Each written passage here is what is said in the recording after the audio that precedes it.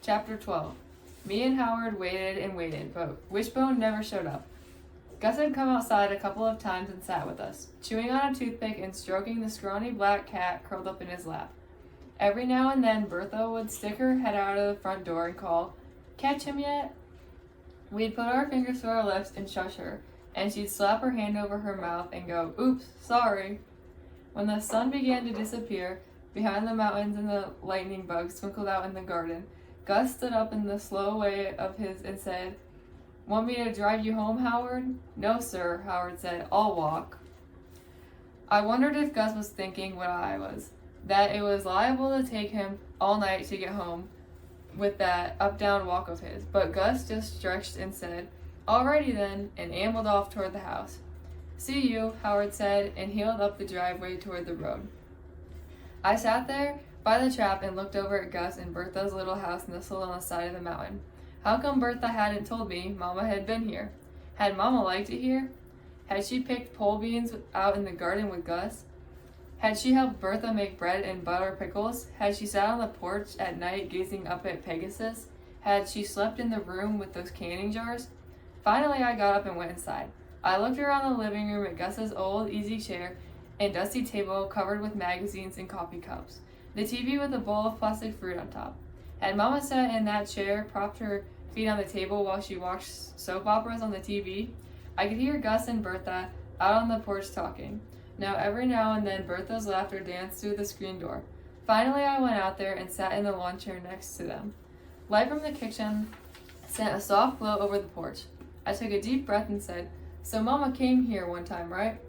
The two of them looked at each other. Gus cleared his throat and shifted in his seat. Bertha reached over and put her hand on my arm. "Yes, she did," she said. "Oh, I watched one of the cats swatting a moth that was flitting around the porch."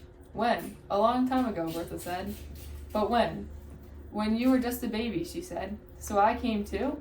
From somewhere down the woods, a bullfrog croaked, sending it echoing across the mountain. Below us, crickets chirped in tangled woods under the porch. Bertha gave me a sad-eyed look. "No," she said, "you didn't come." "What about Jackie?" I said. "Did she come?" "No, Jackie didn't come either." "But where were me and Jackie?" I asked. "And Scrappy, what about him?" Bertha leaned over closer to me. She smelled like talcum powder. "Charlie," she said, "your mama came up here and left you and Jackie and Scrappy behind. Showed up on my doorstep in the middle of the night with a garbage bag full of clothes." "Did she just come to visit?" I asked, but in my heart I knew the answer to that question. "No, Charlie," Bertha said.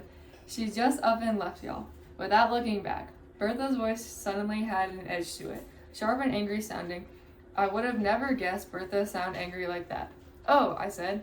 Bertha continued, her voice getting sharper, angrier. When I asked her what in the world she was doing, running off like that, she looked me right in the eye and said, "I'm tired of my old life. I'm starting a new one." A flash of heart lightning lit up the sky over the mountains, and there was a low rumble of thunder. "Then what happened?" I asked. Bertha let out a sigh. "Her new life didn't last too long." "How long? A couple of months? But what happened?" I told her what I thought about her new life, and I reckoned she didn't like it. She didn't want to hear what I thought about a mama who up and leaves her children behind. She stormed out of here like a freight train and hightailed it back to her old life, and I haven't seen her since. Another rumble of thunder echoed across the valley below us. "I tried to call, but she wouldn't even talk to me," Bertha said. "I sent you and Jackie cards and gifts, but she sent them right back. After a while, I gave up." She patted my knee. "I'm sorry to tell you these things, Charlie." I shrugged like it was no big deal, but my quivering chin must have given it away. Bertha knelt in front of me and took both my hands in hers and said, "Your mama loves you very much, Charlie, but sometimes she just loses her ways." Loses her way? I'd been happy to draw her a map to show her the way back to being my mom again. I stared out in the dark woods below us and sent my laser thoughts zipping through the trees and over the creek and down into the streets of town to wherever Wishbone was. I wanted him to know how much I needed him and what a great life he would have had with me. And I didn't care one bit Mama had a hissy fit about him. "I wonder if Wishbone will come get that food in the trap tonight," I said. "He'd be a darn fool dog if he didn't," Gus said. "And something tells me that dog is no fool, Butterbean." This time when he called me Butterbean, instead of feeling like a baby, I felt like a tiny smiling tugging at the corners of my mouth, even though my insides were twisted. Up knowing my mama had just up and left like that. Then I said goodnight and went back to my room. I sat by the window and watched the heat lightning. Where was Wishbone? Chasing somebody's chickens, fighting with that little black dog down by those trailers, or maybe he was out there in that trap this very minute eating tuna noodle casserole. I climbed into bed and thought about Mama.